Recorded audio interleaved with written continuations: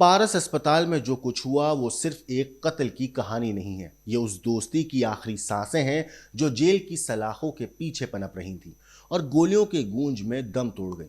17 जुलाई की सुबह पटना के पॉश अस्पताल पारस हॉस्पिटल की दीवारों ने कुछ ऐसा सुना जो शायद कभी किसी ने सपने में भी नहीं सोचा था। साफ सुथरी चादरें, मरीजों की धड़कनों की आवाजें और मॉनिटर की बीपिंग के बीच अचानक अस्पताल के सेकंड फ्लोर के कमरा नंबर 209 में गोलियां चलती हैं। शूटर वक्त से पहले मानो मौत का वक्त लेकर आए हों। कमरे में जो लेटा था वो कोई आम पेशेंट नहीं था, वो खुद एक ऐसा गैंगस्टर था जिसके नाम की कभी तूती बोलती थी। शाहबाद के 4 जिलों में खौफ का वो दूसरा नाम था। पैरोल पर इलाज कराने के लिए बाहर आया था, लेकिन किसे पता था कि जिंदगी की पैरोल अब खत्म होने वाली है। 5 शूटर नॉर्मल कपड़ों में अस्पताल के अंदर दाखिल होते हैं और कमरे में घुसने से पहले एक एक करके हथियार निकालते हैं। सुबह 7 बजे के आसपास का वक्त हो रहा था।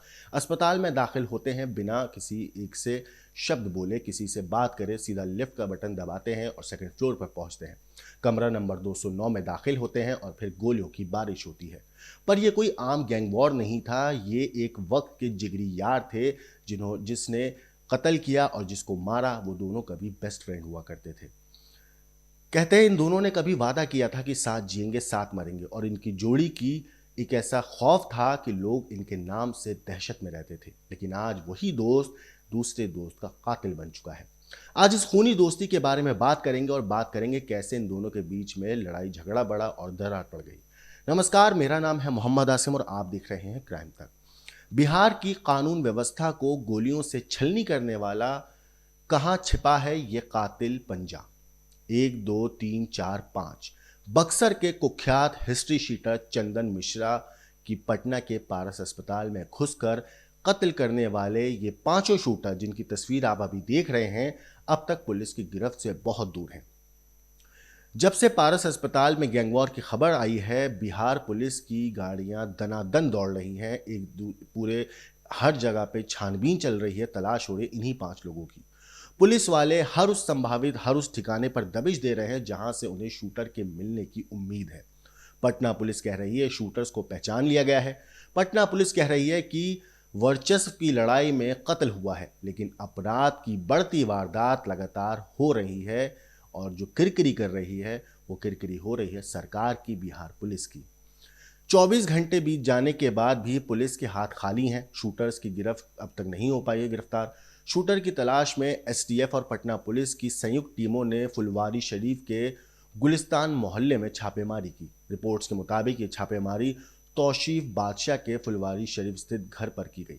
पुलिस के मुताबिक शूट आउट को तौसीफ बादशाह ही लीड कर रहा था। तौसीफ अपने घर पर नहीं मिला।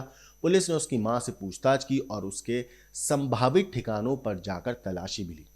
रिपोर्ट्स में कहा जा रहा है कि सीसीटीवी से कई अहम सुराग भी मिले हैं और उन्हीं सुरागों के आधार पर यह कार्रवाई की गई है।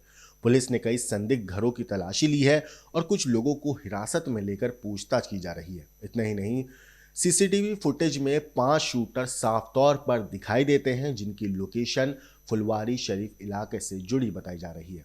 शूटरों की तलाश के साथ साथ बिहार पुलिस वारदात के वक्त पारस अस्पताल की सुरक्षा में मौजूद जो सुरक्षाकर्मी थे उनकी भी जांच कर रही है।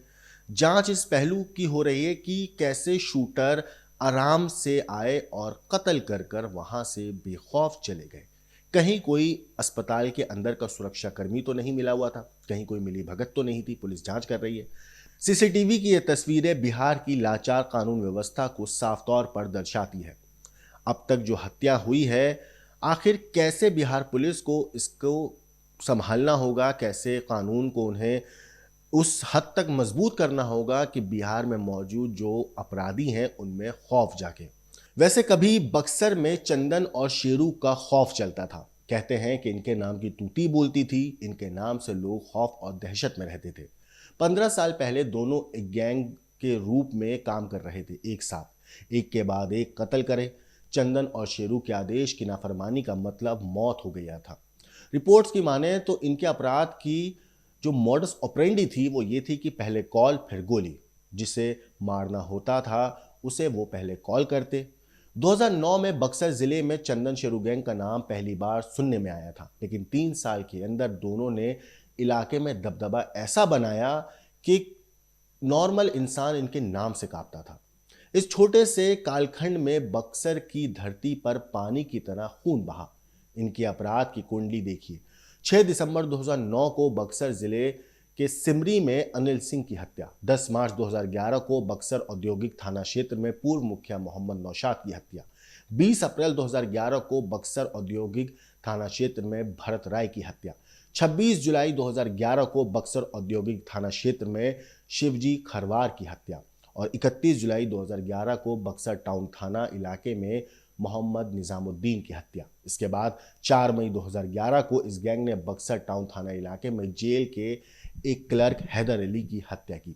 21 अगस्त 2011 को बक्सर मेन रोड स्थित भोजपुर के चूना व्यापारी राजेंद्र केसरी की हत्या की गई। 11 अप्रैल 2012 को आरा नवादा थाना ब्लॉक रोड के ठीक सामने स्थित गली में कोचिंग संचालक हरि नारायण सिंह का कत्ल कर दिया गया। 2013 में आरा के टाउन थाना क्षेत्र के जेल गेट के सामने सिपाही हामिद अंसारी की हत्या कर दी जाती है। चंदन और शेरू दोनों कत्ल के इन मामलों में भागलपुर जेल में बंद थे। बताया जाता है कि इसी साल मार्च में आरा में हुए तनिष्क टूल कांड से दोनों में ऐसा मनमुटाव हुआ कि दोनों एक दूसरे के दुश्मन बन गए और अब पटना के पारस अस्पताल में चंदन हत्याकांड में शक की सुई शेरू गैंग की तरफ आ गई है। यह कातिल दो जो है कहते हैं कभी दोनों एक दूसरे के जिगरी दोस्त हुआ करते थे। चंदन और शेरू कहते हैं कि जेल के अंदर एक बार रंगदारी के पैसों के बंटवारे के लिए दोनों में झगड़ा हुआ और फिर दोनों की दोस्ती में दरार पड़ गई। फिलहाल इस पूरे मामले में पुलिस तफ्तीश कर रही है, हर एंगल से जांच कर रही है, पता लगाने की कोशिश कर रही है कि आखिर इस केस में क्या और भी कोई साथ था, इन पांचों का मेन हैंडलर कौन था, किस तरीके से अंजाम दिया गया, कब प्लान बना, कहाँ प्लान बना, कैसे प्लान बना और मारने के बाद फिलहाल ये पांचों कहाँ हैं अपराधी छिपे हुए। हर एंगल से पुलिस जांच कर रही है, पता लगाने की कोशिश कर रही है, हर सबूत इकट्ठा कर रही है ताकि लोगों को बता सके कि बिहार पुलिस ने इन कातिलों को पकड़ लिया है, क्योंकि फिलहाल बिहार पुलिस की जो किरकिरी हो रही है वो दुनिया के सामने है। इस पूरी चीज़ के ऊपर आपकी जो कुछ राय है, आपको जो भी कहना है मैं कमेंट करके ज़रूर बताइएगा। लेकिन देश और दुनिया की बाकी क्राइम की खबरों के लिए देखते रहिए क्राइम तक।